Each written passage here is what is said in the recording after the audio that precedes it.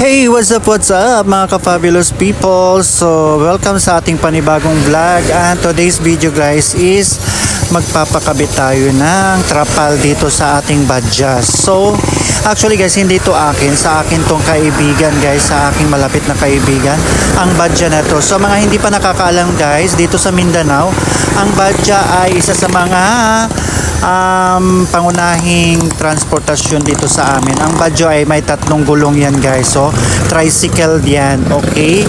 So, tatlong motor yan guys. Pinapatakbo ng motor. So, ngayon, dahil nga lagi kaming gumagala at kami ay pumupunta kung saan saan, ayan, napag-isipan ni Mami Alondra na palagyan ito ng trapal dahil nga maulan na ang panahon at ngayon talaga namang mahirap na sa biyahe pag kami nababasa, pag kami umaalis papunta kung saan saan.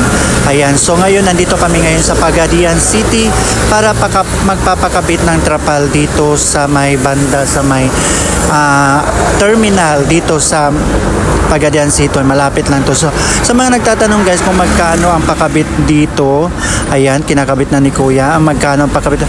Ang hingi sa amin guys is 2,600 pesos, pero siguro natawaran na rin sa 2,500. Pero hindi ka nalugi guys kasi nagtanong-tanong din kami sa iba. Ayan, medyo mahal sa iba guys. So dito namin napili magpakabit ng trapal. Ayan, si Kuya ang nagkakabit. Ayan, at hindi lang naman trapal ang kasama yan dyan guys. Meron din yung kasamang mga iba pang accessories. Ayan, basta hindi ko alam kung anong tawag doon. Basta meron pa yung kasama sa upuan guys. Yan, kinakabit din nila sa halagang 2,500 pesos. Ayan yung trapal na kinakabit ni Kuya. At may iba, kasasabi ko lang, meron ding iba yung mga kasama. So, hindi na rin masama guys sa 2,500 pesos. Ayan, hindi ka na mababasa pag naulanan sa mga biyahe. So, eto guys, kinakabit na ni Kuya. Ang ganda tignan guys. So, mamaya titignan natin kung anong magiging resulta nito. So habang ginagawa guys, hinihintay o inaabangan din naman ng couple na to, si Alondra at si Justin guys. Sila nga pala ang may-ari ng badja. Sila ang aking mga matatalik na kaibigan guys na may-ari ng badja na nagpapalagay ng trapal dahil nga panay gala namin guys, panay gala namin kung saan saan. So talagang nagpakabit na lang sila ng trapal dahil tuwing umuulan o dahil tag-ulan na nga pala guys, kaya kailangan na talaga magpakabit ng trapal. So ayan na guys, malapit na matapos. Sinuulit ko guys, dito lang to sa Pagadian City guys. Dito sila nagpapagawa sa may terminal ng bus, malapit sa terminal ng bus guys. So hanapin nyo lamang tong J&J Tubeless Vulcanizing. Dito sila nagpapagawa guys. At ito na nga, halos isang oras nila ginawa to guys. So almost 1 hour din to nilang ginawa guys. So ito malapit na or natapos na rin guys. Ito na siya.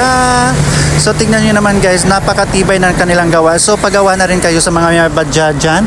Dito na kayo magpagawa sa J&J Tubeless Vulcanizing. Ayan, dito lang kayo magpagawa sa Pagadian City. So itong presyo nito guys is 2,500 pesos. Murang-mura na to guys kasi marami kaming pinuntahan at nagtanong-tanong kami kung saan makakamura. So dito kami nakamura guys. So 2,500 pesos para sa trapal ng inyong badja. So diba ang ganda?